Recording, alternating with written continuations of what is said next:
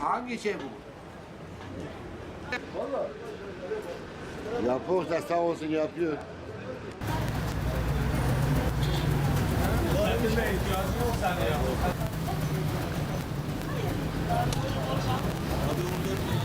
Bismillah, elhamdülillah ve salatu ve selamu ala Resulillah. Evvela kumar İslam'da haram kılınmıştır. Kur'an-ı Kerim'de kumar meysir diye ifade edilir ve içkiyle beraber zikredilmiş. İçkiyle beraber şeytanın işi olarak ifade edilmiş Kur'an-ı Kerim'de. İçki ve meysir, kumar şeytanın işidir ve bunlardan sakının diye Kur'an-ı Kerim'de açık bir yasaklama vardır. Dolayısıyla Müslümanların kesinlikle kumardan uzak durmaları gerekir. Kumar İslam'ın açık net bir şekilde haram kıldığı bir şeydir. Bunun ne zaman olduğu önemli değil. Bunun yılbaşında oynanıp oynanmaması kumarın hükmünü değiştirmez. Kumar emek olmadan, herhangi bir çaba gayret olmadan, herhangi bir iş gücü olmadan sadece şans üzerinden para kazanılmasıdır. Bu da İslam'ın karşı çıktığı bir şeydir. İslam çalışmaya teşvik eder, emeğe önem verir. Emek karşılığında kazanmanın doğru olduğunu ifade eder. Dolayısıyla kumar emeği tamamen ortadan kaldırıyor, iş gücünü tamamen ortadan kaldırıyor ve şansa dayalı bir para kazanma yöntemi ortaya koyuyor. Bunun da elbette ki psikolojik sorunları var, bağımlılık yapma durumu söz konusu, ailevi sorunlara yol açıyor, toplumsal sorunlara yol açıyor, anlaşmazlığa yol açıyor. Yani aslında kumar birçok haramın meydana gelmesine neden olabiliyor. Kumar sonucunda yıkılan evler biliyoruz. Kumar sonucunda birbirlerini öldüren, birbirleriyle kavga eden insanlar biliyoruz. Yıkılan yuvalar biliyoruz. Dolayısıyla kumar her haliyle haram olarak kabul ediliyor. Bunun adına milli piyango demenin bir anlamı yok. Milli piyango kumarı helalleştirmez. Bunu devlet de yapsa, başka bir kurum da yapsa kumar kumardır, kumar haramdır. Dolayısıyla bunun kurumsal bir şekilde yapılması kumarı meşrulaştırmaz. Yılbaşında da yapılan milli piyangoda bu kapsamdadır. İnsanlar gereksiz yere bir harcamada bulunuyorlar ve gereksiz yere umutlanıyorlar. Ve bu insanlardan toplanan paralar bazı para babalarının cebine gidiyor ve sadece bunun bir kısmını birkaç kişiye dağıtıyorlar.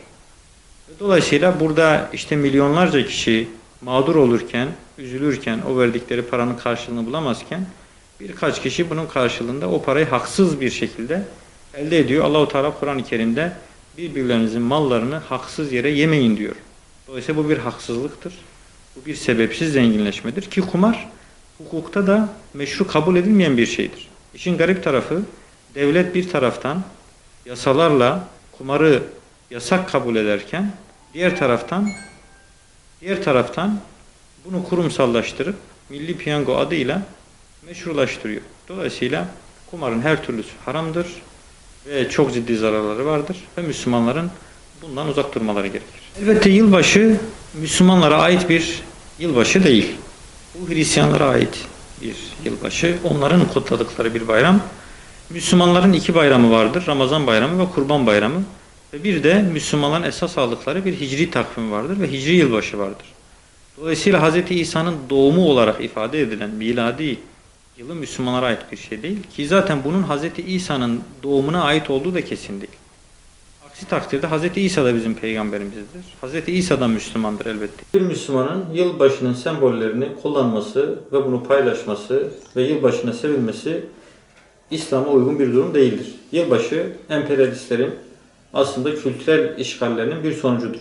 Müslümanlar da bu işgale maruz kaldıkları için, kültürel işgale maruz kaldıkları için yılbaşını kendilerine ait bir bayrammış gibi algılıyorlar.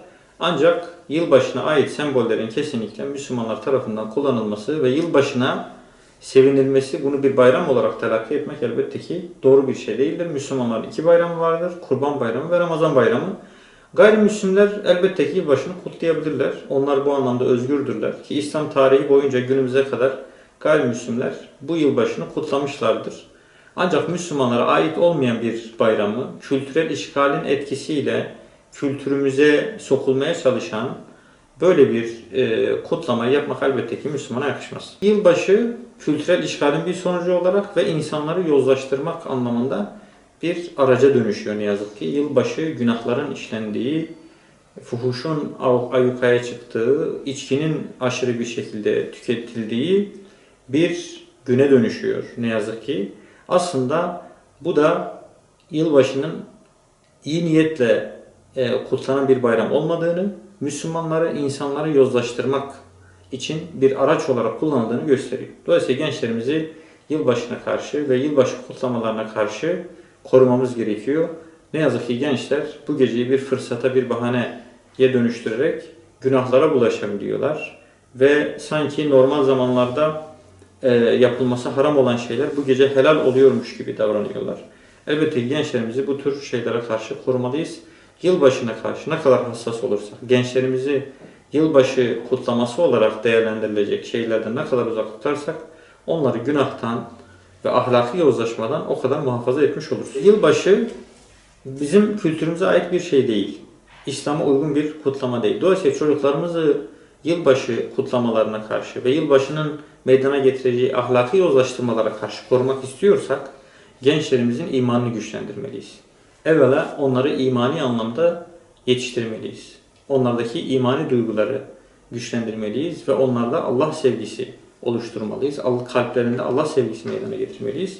Dolayısıyla İslam'ı gerçek anlamda anlamış, idrak etmiş, İslam'ı benimsemiş, İslami esaslara, usullere göre yetiştirilmiş bir genç kesinlikle yılbaşını kutlamaz ve yılbaşını bayram olarak telakki edemez. Ancak gençlerimiz imandan uzak yetişirlerse, Batı kültürünün dayattığı ortamlarda yetişirlerse ve sosyal medyayla, televizyonla ve kötü arkadaşlarla baş başa bırakılırlarsa ve bu anlamda İslami anlamda yetiştirilmezlerse elbette ki yılbaşı bataklığına onlar da düşebilirler. Dolayısıyla gençlerimizi, çocuklarımızı yılbaşından ve yılbaşının meydana getireceği ahlaki yozlaşmalardan korumamızın yegane yolu onları İslami esaslara göre yetiştirmektir, terbiye etmektir.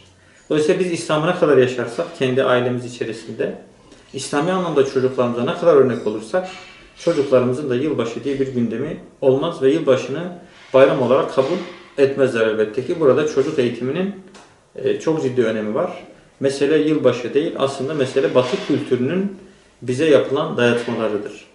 Gençlerimizi, çocuklarımızı bu kültürel işgale karşı korumamızın temel yolu onları İslami esaslara göre, usullere göre yetiştirmektir ve onlara örnek olmaktır. Hangi şey bu?